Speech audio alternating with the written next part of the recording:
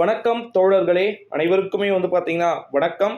அசிங்கப்பட்ட ஸ்டாலின் நேருக்கு நேர் வாடா, தில்லிருந்தா பார்த்து கொள்ளலாம், நீயா நானா என்ற போட்டியில வெல்வது யாராக இருந்தாலும் பரவாயில்லை அப்படின்னு சொல்லிட்டு பகிரங்கமாக கூறியிருக்கிறாரா? மிக முக்கியமான ஒரு தகவல் ஒன்றை பார்க்க போகிறோம் நண்பர்களே.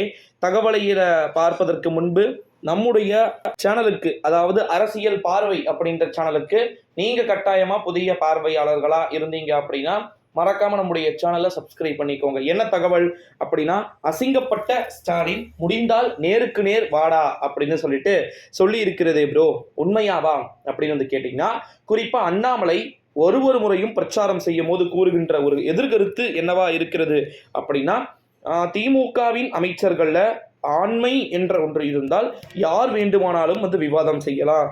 தமிழே இங்க பார்த்தீங்கன்னா பாதி பேருக்கு தகராறு அப்படின்னு சொல்லிட்டு தகவல்கள் என்பது வெளியாகி கொண்டிருக்கக்கூடிய ஒரு வேளையிலே அசிங்கப்பட வேண்டிய ஒரு இடத்தில் தமிழகத்தின் முதலமைச்சர் அவர்கள் இருக்கிறார். தமிழகத்தின் முதலமைச்சரே ஒரு தற்குறிதான் அப்படின்னு சொல்லிட்டு கடுமையான விமர்சனங்களை நம்முடைய பாரதிய ஜனதா கட்சியின் மாநில தலைவர் அண்ணாமலை அவர்கள் சொல்லிக் கொண்டிருக்கக்கூடிய ஒரு சூழ்நிலையிலே ஒருவன் தெருக்கார ஊர்க்கார ஒருவன் பாத்தீங்கன்னா சொல்வதை கேட்டு இந்த கருத்துக்கள் என்ன உளறுகிறான் என்று தெரியுமா? அதாவது குறிப்பாக பாத்தீங்கன்னா பிஜேபி நம்முடைய மாண்புமிகு தமிழகத்துல அண்ணாமலை இருக்கிறார் தெரியுமா? அண்ணாமலை அவர்களை பொறுத்த வரைக்கும் வெற்றி பெற வைத்து டெல்லிக்கு அனுப்பிவிட பார்த்து கொண்டிருக்கிறார்கள். திமுகவே அதற்கான வேலைகளை அங்கு செய்து கொண்டிருக்கிறது அப்படின்னு சொல்லிட்டெல்லாம் தகவல்கள் என்பது வெளியாகி கொண்டிருக்கக்கூடிய ஒரு வேளையிலே இதையெல்லாம் நம்புவது போல இருக்கிறதா? நன்றாக யோசித்து பார்க்க வேண்டும் நண்பர்களே. குறிப்பா தமிழகத்தின் முதலமைச்சரா ஆட்ஸ் ஆஃபா நான் சொல்றேன், நிச்சயமா நேருக்கு நேர் விவாதம் செய்யக்கூடிய ஒரு சூழ்நிலையிலே மற்ற திமுகவை சார்ந்த அமைச்சர்கள் எவருக்குமே தெம்பும் திராணியும் நிச்சயம் கிடையாது அப்படின்னே சொல்லலாம்.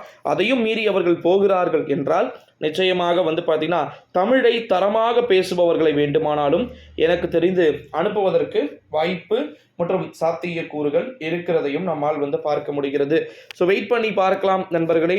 உண்மையில அசிங்கப்பட போவது யாரு, எப்பேற்பட்ட சூழல்களில் மாற்றங்களும் முடிவுகளும் நடந்து அரங்கேற போகிறது அப்படின்றத நம்ம கட்டாயமாக வெயிட் பண்ணி தான் பார்க்கணும். ஸோ மறக்காம நம்முடைய அரசியல் பார்வை அப்படின்ற சேனலோடு நம்ம இணைந்திருக்க வேண்டிய ஒரு கட்டாயத்துல நம்ம இருக்கிறோம் அப்படின்னே சொல்லலாம். நிச்சயமா நம்முடைய தமிழகத்துல மாண்புமிகு தமிழகத்தின் முதலமைச்சர் அவர்களோ அல்லது அமைச்சர் சகாக்களில் இருக்கக்கூடிய மற்ற வேறு யாரேனும் யார் வந்தாலும் நிச்சயமாக இனிமேல் பிஜேபி இங்க அப்படி சொல்லிட்டு அமர்வதற்கு வாய்ப்பு இல்லை. ஸோ அப்படி அமர்ந்தாலும் கூட நிச்சயமா அதுல பல்வேறு விதமான மாற்றம் சார்ந்த அரசியல்கள் தெரியக்கூடும் அப்படின்னு எதிர்பார்க்கப்படுகிறது. ஸோ அந்த மாற்றம் சார்ந்த அரசியல் எந்த வகையில் இருக்க போகிறது, யார் யாருக்கு சாதக கூறுகளை